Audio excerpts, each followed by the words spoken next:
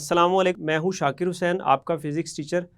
इस लेक्चर में हम मास मापने वाले आलात में से लीवर बैलेंस को और इलेक्ट्रॉनिक बैलेंस को डिस्कस करेंगे।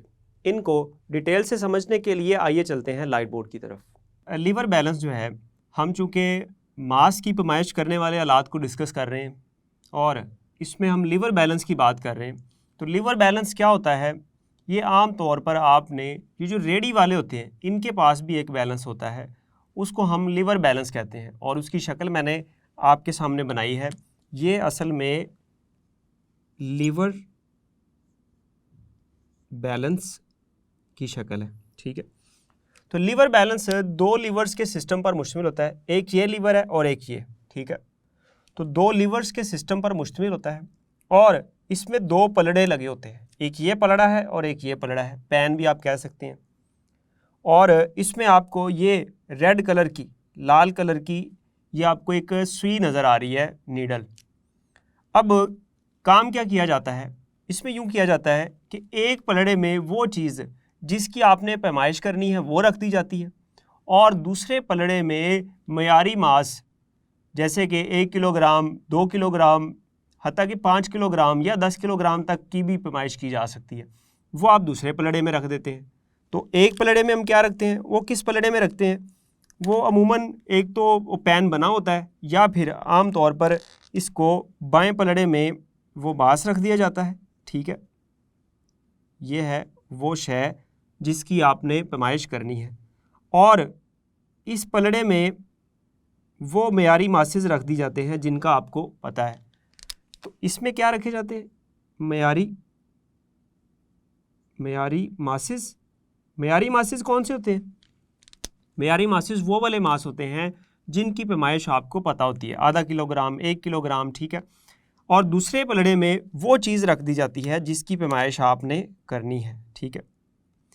अब जैसे ही एक लीवर को उठाया जाता है तो ये जो बीम है, ये सुई इसकी इस ज़ीरो लाइन से, ये वाली ज़ीरो लाइन से आगे पीछे हो जाती है, ठीक है, हट जाती है। तो हम क्या काम करते हैं फिर? हम इस शय में जो फ़र्ज़ कर लें आपने 1 किलोग्राम सेब खरीदने हैं, तो यहाँ एक पलड़े में 1 किलोग्राम का एक बाट रख दिया जाएगा, यानी कि मयारी मास रख दिया जाएगा, और दूसरे पलड़े में सेब रखे जाएंगे, ठीक है। और उन सेब के रद्दो बदल से आप क्या काम करेंगे? आप इस नीडल को, ये जो सुई है, इसको सिफर पर लाएंगे।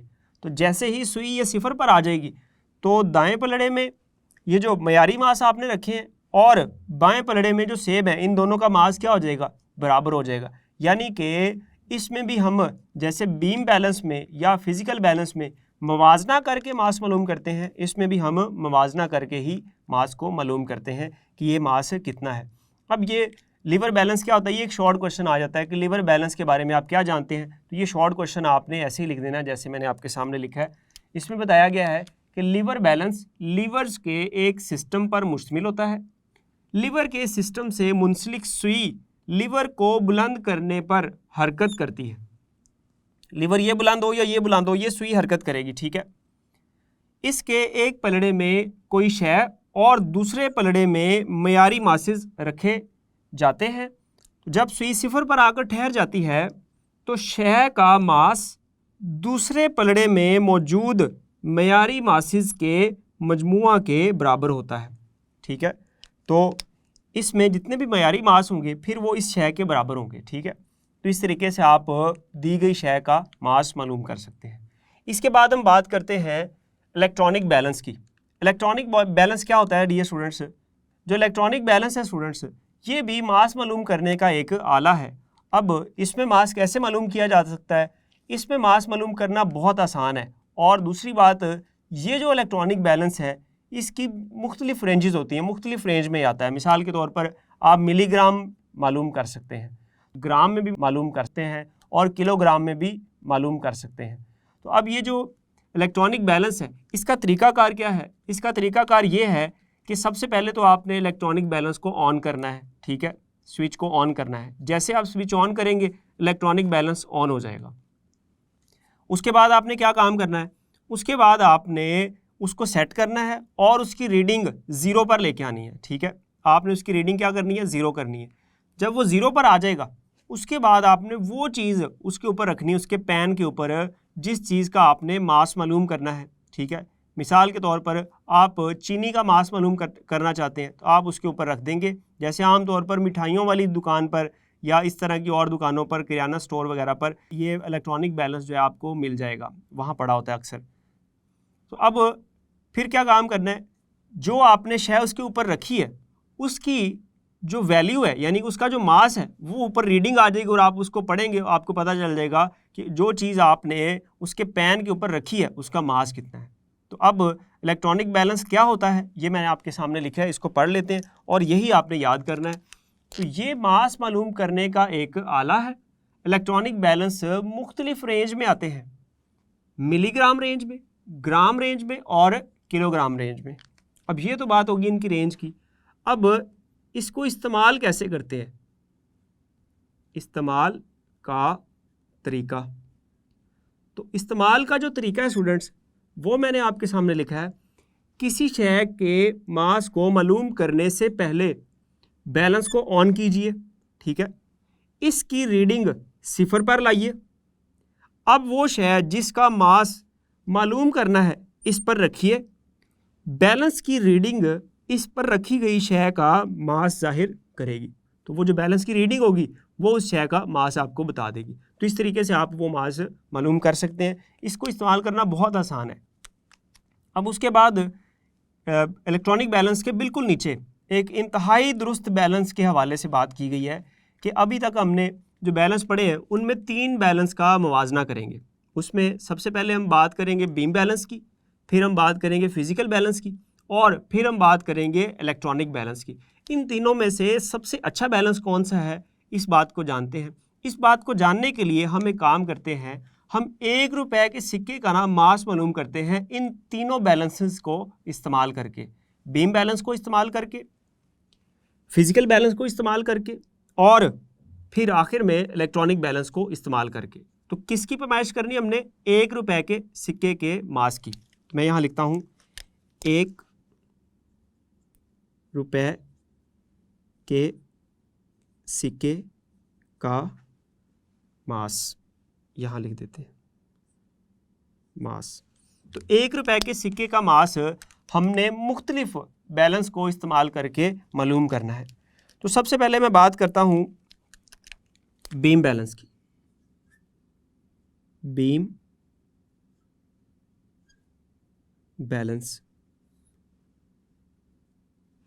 बीम बैलेंस से आपने एक सिक्के का मास मालूम किया, तो सिक्के का जो मास है, सिक्के का मास वो आया आपके पास 3.2 ग्राम, ठीक है। कितना आया, 3.2 ग्राम।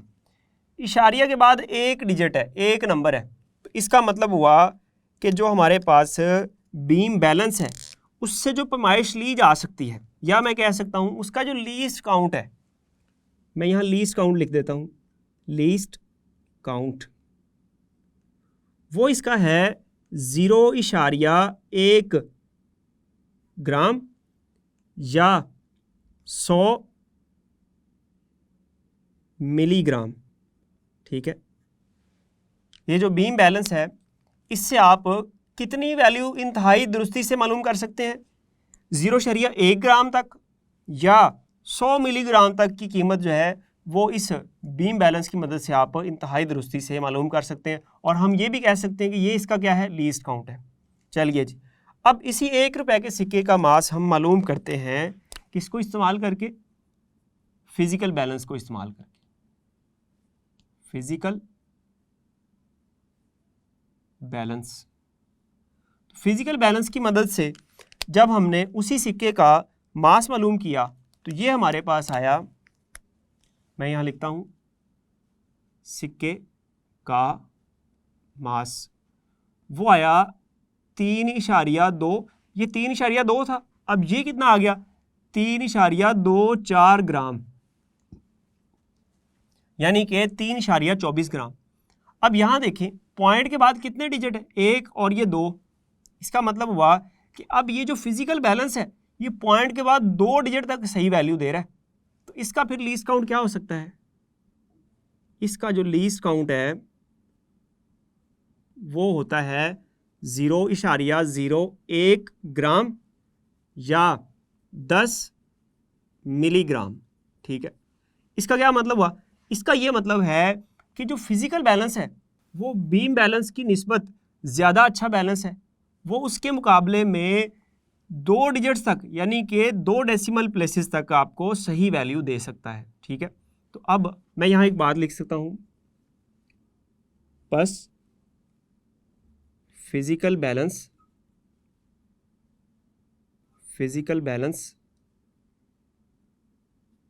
बीम बैलेंस की बनिस्बत ज़्यादा दुरुस्ती से पैमाइश कर सकता है, यानी कि ये 10 मिलीग्राम तक की पैमाइश भी कर सकता है। अब इसके बाद जो तीसरा बैलेंस है हमारे पास वो कौन है? तीसरा बैलेंस है हमारे पास C, उसको मैं कहता हूँ, और वो हमने अभी जो पढ़ा है इलेक्ट्रॉनिक बैलेंस।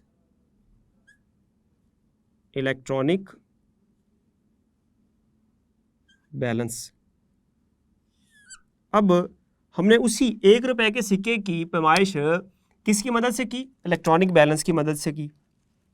तो देखिएगा, मैं यहाँ लिखता हूँ सिक्के का मास, और जब हमने इलेक्ट्रॉनिक बैलेंस की मदद से किया उसका मास मालूम, तो ये आया 3.247 ग्राम। यानी कि अब पॉइंट के बाद देखें 1 2 3 डिजिट आ रहे हैं, 3 नंबर आ रहे हैं, तो इसका मतलब हुआ कि अब ये जो इलेक्ट्रॉनिक बैलेंस है ये फिजिकल बैलेंस की निस्बत भी ज़्यादा अच्छा बैलेंस है, क्योंकि ये पॉइंट के बाद 3 डेसिमल प्लेसेस तक आपको सही कीमत बता रहा है। तो अब इसका लीस्ट काउंट क्या हो सकता है? फिर इसका जो लीस्ट काउंट है वो होगा, अब यहाँ देखिए ये कितना था 0.01 ग्राम, ये होगा 0.001 ग्राम। ठीक है, और या फिर हम इसको यूं कह सकते हैं, ये कितना था 10 मिलीग्राम, तो ये होगा 1 मिलीग्राम। अब ये 1 मिलीग्राम तक सही कीमत आपको बता सकता है। इसका मतलब ये हुआ कि ये जो इलेक्ट्रॉनिक बैलेंस है ये फिजिकल बैलेंस की भी निस्बत ज़्यादा अच्छा, ज़्यादा दुरुस्ती से पैमाइश कर सकता है। तो यहाँ मैं लिखता हूँ, एक पॉइंट लिख देता हूँ, बस इलेक्ट्रॉनिक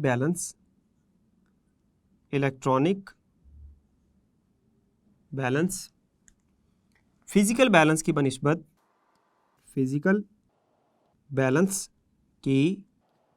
बनिस्बत ज़्यादा दुरुस्ती से पैमाइश कर सकता है, ज़्यादा दुरुस्ती से पैमाइश कर सकता है।